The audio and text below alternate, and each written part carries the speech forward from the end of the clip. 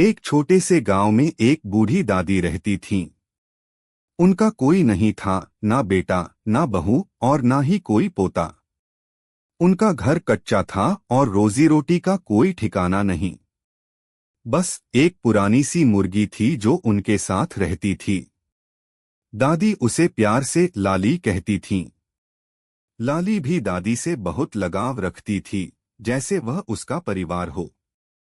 दादी रोज लाली को दाना देती और लाली भी रोज एक अंडा देती।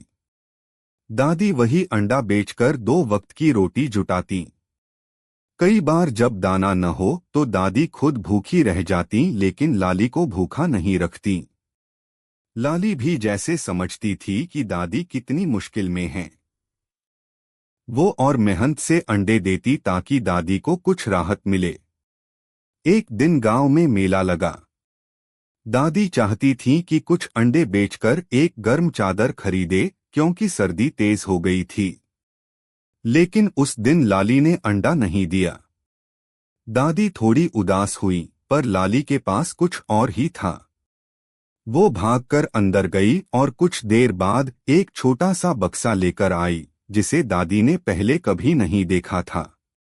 बक्सा खोलते ही दादी की आंखें फटी की फटी रह गईं। उसमें कुछ सोने के अंडे रखे थे। दादी को यकीन नहीं हुआ। हे भगवान, ये कैसे हुआ? लाली धीरे से उनकी गोद में आकर बैठ गई, जैसे कह रही हो, अब तुम भूखी नहीं रहोगी दादी। दादी ने गांव के प्रधान को बुलाया और सबको दिखाया, लेकिन उन्होंने किसी से कुछ नहीं लिया। बस एक चादर, थोड़ा अनाज और लाली के लिए ढेर सारा दाना लिया।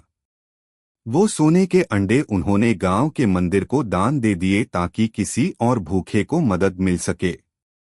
गांव में अब दादी और लाली की जोड़ी की मिसाल दी जाती है, एक जानवर और इंसान की ऐसी सच्ची दोस्ती जिसमें न स्वार्थ था न लोभ, सिर्फ प्यार, त्याग और समझदारी।